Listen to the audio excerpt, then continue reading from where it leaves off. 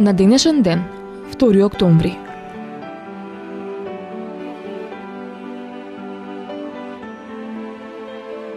Илјада 187 година, арапскиот војсководец и египетски султан Саладин го презеде Ерусалим од христијаните, со што во 1189 година ја предизвика Третата крстоносна војна.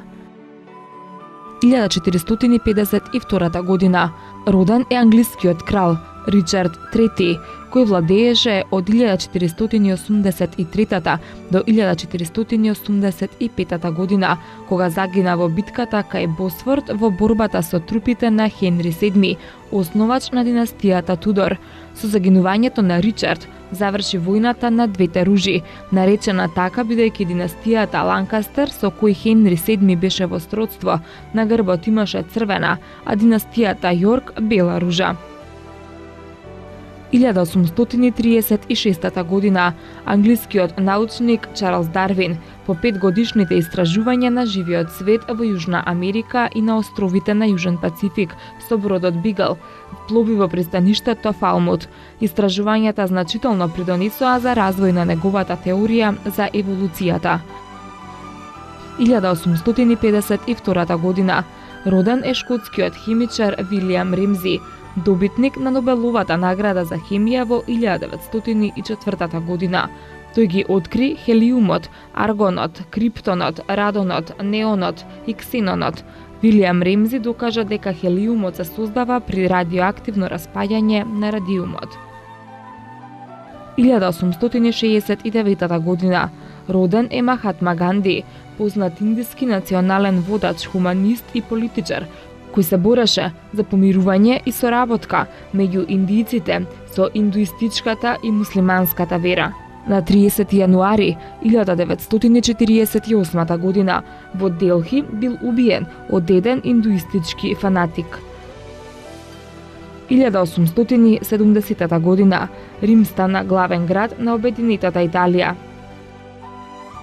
1958 година француската западноафриканска колонија Гвинеја се стекна со независност.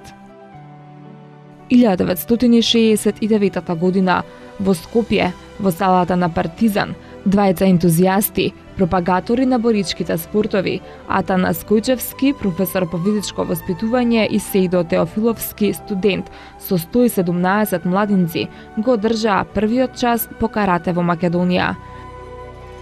1985 година во својата вила во Беверли Хилс, Лос Анџелес, умре Род Хадсон, еден од најпознатите и најпродуктивните американски артисти по Втората светска војна. Роден е во државата Илиноис на 17 ноември 1925 година. 1992 година во Рим, пред италијанскиот парламент, познат под името Монтециторио, се одржаа протестни манифестации во полза на признавањето на Република Македонија. 2006 година успешно се спушти на земја првата вселенска туристка Ануша Ансари, американка од иранско потекло. И покрај малите проблеми во текот на првиот ден од летот, таа успешно и во потполност ги изведе сите научни експерименти при престојот во меѓународната вселенска станица.